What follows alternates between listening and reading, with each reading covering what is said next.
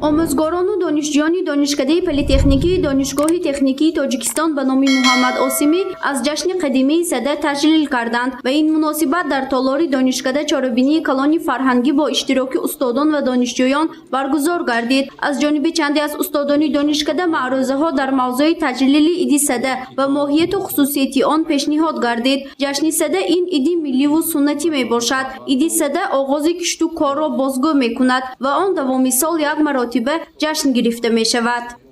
عید نوروز، مهرگان و سده این سه جشن ملی ریشه با تغییرات طبیعت و کیهان داشته هیچ رابطه با عقیده‌های دینی ندارند، بلکه دین‌های کهن با مانند آیین مهرپرستی، زرتشتیت، مسیحیت و حتی اسلام در برخی مواقع تحت تاثیر این جشن‌ها قرار گرفته از این مراسم‌ها تاثیر پذیرفتند.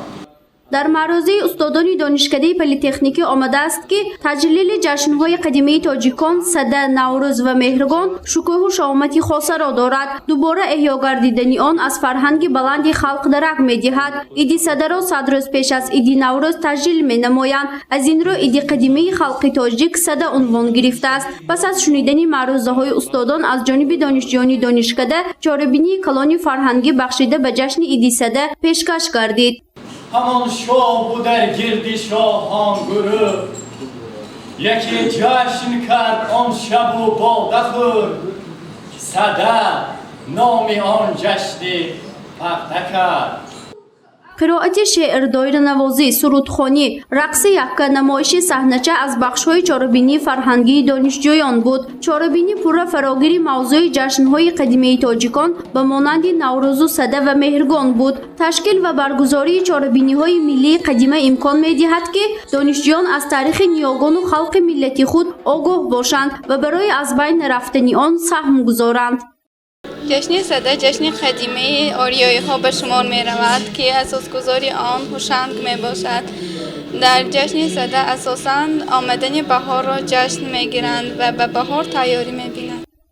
آموزگار کافدری زبان دولتی و جامعه شناسی دانشکده پلی‌تکنیکی شفاعت فیضی و میگوید تشکیل و برگزاری این گونه چاره‌بینی‌های فرهنگی نه تنها بخشیده به تجلیل عید سده بلکه به مناسبت تمام عیدهای قدیمی تاجیکان منتظم با دانشجویان گذرانیده می شود. هدف از تشکیل چاره‌بینی این بلند برداشتن خودشناسی و خودآگاهی دانشجویان و آگاه نمودن آنها از تاریخ نیاگان خود می باشد. این عیدها در گذشته نیاگان ما به خاطر نیکی، پاکدلی، آباد کردن وطن، شکرگزاری از نعمتهایش تجلیل کرده می شد. بنابراین ما همان ارمانهای نیاگان خیش را باید ادامت بخشیم به سوی پاکی، به سوی راستی، آبادی، مهنت دوستی، شکرگزاری قدم گذاریم و این جشنها را پایدار بمانیم. گفته می شود که مفهوم کلمه سده از زبان مردمی آریایی گرفته شده پیداشوی و ظهوریابی را افاده می کند. عید سده تاریخی از 3 تا 5000 ساله داشته اساسگذاری آن هوشنگ می باشد. گزارش فرزانه شمسی و نعیم جان ایوبوف برای برنامه اطلاعاتی خبر.